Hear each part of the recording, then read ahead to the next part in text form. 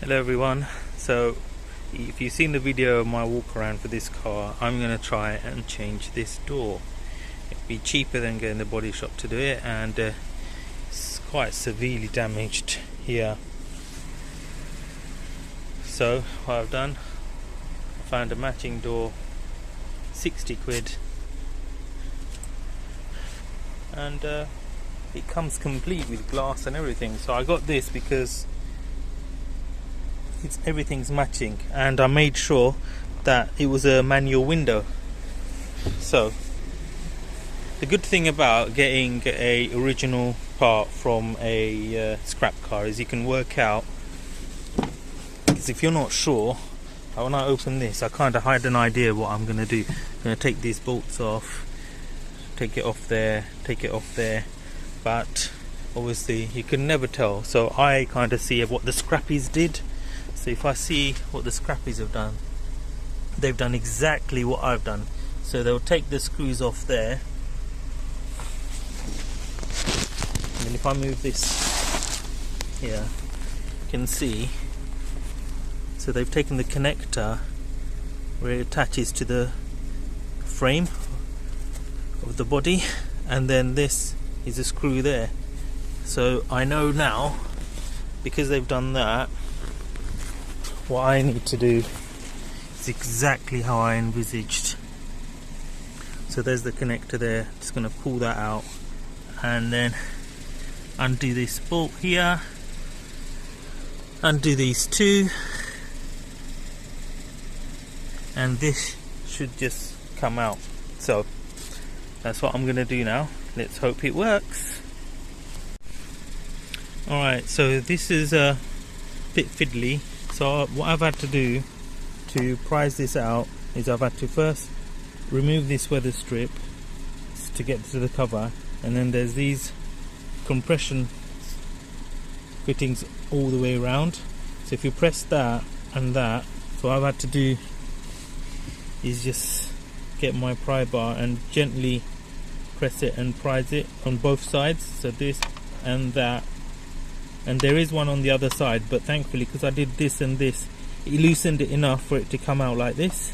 So once it's done that, you can see there, I hope you can see it, there you go, there's the clip there. I'll point it out, this here, just press that down, depress that down, and it should just pop out. So I'm just going to do that now, and hopefully it will work. Well, you can't see me do that because my hand's in the way, but you get the idea. So I'm just going to press that, and then hopefully that will come out. So let me just show you. So here you go, that was tight. If you've got big fingers, try and get someone with small fingers to help you do this bit. So I've just done that, so I'll press that button there, and then it's come out, and then there you go, voila. So that's step one. Now I've got to take this off, and then these bolts off, and this is where you need someone to help you, because once that's off, this is a heavy door, it's going to fall on my foot, so I haven't got anyone to help me. So I'm going to try and do is put something underneath here just to help balance the door. Yeah, those of you interested in health and safety, forgive me. I know that's not the safest thing to do, and I'm not wearing steel toe caps either. Anyway, yeah, if you don't ever see me do a video again, you know why then, eh? Okay, so finally got those 4 bolts off. That was really easy.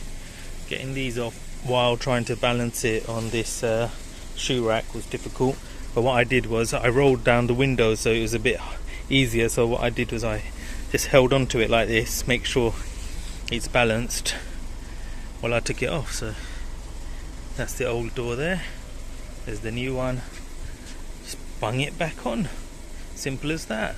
So all I had was the 12mm socket, so the gap here was very tight, so I had to use a spanner to undo it. I couldn't use my ratchet because it was too big for the tight gap there, but worked out in the end, less than 10 minutes. to get it off.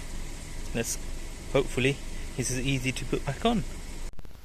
Okay, so the fitting process wasn't so bad actually. Only took me 10 minutes again. As you can see, the footstool did not work this time, the shoe stand, sorry. So what I did, I put the mirror down, and to balance it I got myself in like this. Hope you can see. So I rested it on my shoulder and I held on like that. So got my shoulder in, and then that helped to balance it. So while it's balanced, I got the screws, put them in, and loosely put them in with my hands, and that did the trick. So if you're doing this on your own, put the window down and balance it on your shoulder if you can. But disclaimer, you could hurt yourself, so don't blame me if you get injured. Alright, but yeah, so that was it. It was quite simple. So now, moment of truth. Does it close? Yes, it does. Is it open? Yes, it does. Does it lock? So, Ooh, thought for a minute, embarrassingly, it might not lock. So let's just make sure. Yep, all working nicely. Oh, let me show you the shut lines. Look at that. Shut lines are nice. Lovely jubbly. Doesn't that make a world of difference? There you go.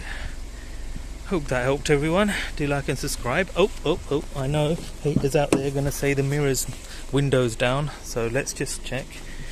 So for completeness sake, there you go. Yeah,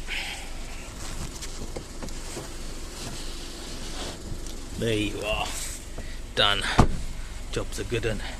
Now I have to sort out all these other paint blemishes. Whew. Like and subscribe. See you soon. Bye bye.